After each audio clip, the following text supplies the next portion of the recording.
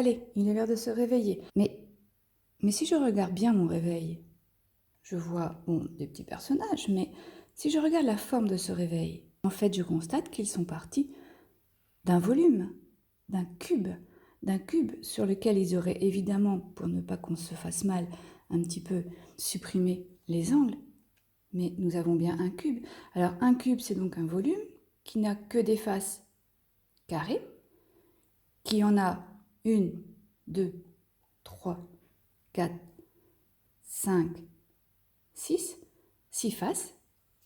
Il est temps maintenant de passer au petit déjeuner. Alors, pour mes céréales, mais je constate encore que elles sont dans un volume. Il est composé de 6 faces, toujours, comme le cube, mais cette fois-ci, elles sont toutes rectangulaires. Alors, quand elles sont rectangulaires, on dit que nous avons un parallélépipède rectangle. Pourquoi rectangle? Par la forme de ses faces. Pourquoi parallèle? Parce que les faces, vous voyez qu'elles sont parallèles 2 à 2.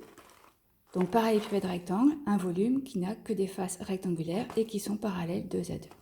Pour préparer mes céréales, j'ai besoin d'un peu de lait. Et vous voyez qu'ici encore, je retrouve mon parallélépipède rectangle. Alors, c'est un mot compliqué qu'on peut aussi remplacer par pavé droit. Et au passage, vous voyez que dans ce pavé droit, dans ce parallélépipède rectangle, il y a du liquide. Il y a même 1 litre de lait. Passons maintenant à ma petite tasse de thé. Alors, je prends mon thé, mais j'ai encore un autre volume. Alors celui-ci, il a quand même une forme bien particulière.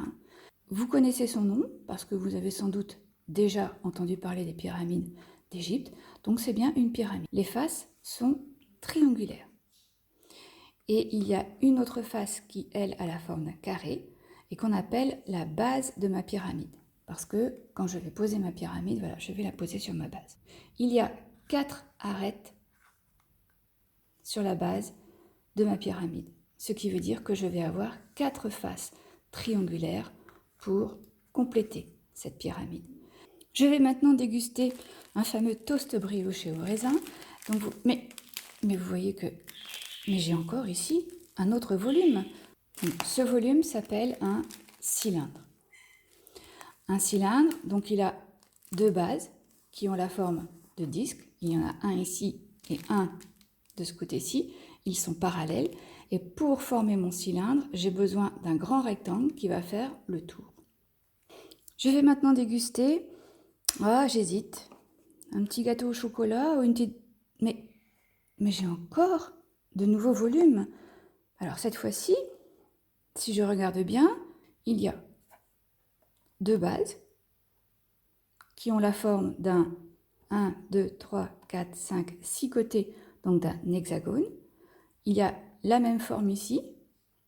Et puis, mon volume est composé de 1, 2, 3, 4, 5, 6 rectangles. Ce qui est normal puisque ma base a 6 côtés. Je retrouve bien les arêtes, je retrouve bien les sommets.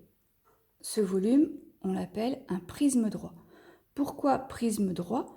Parce que si je le pose sur ma table, il va être parfaitement perpendiculaire à ma table. Donc il est droit.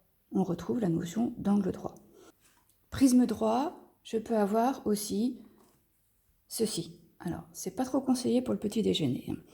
Donc ça, c'est un prisme droit. Ça veut dire que je retrouve 2 bases qui ont cette fois-ci la forme de triangle.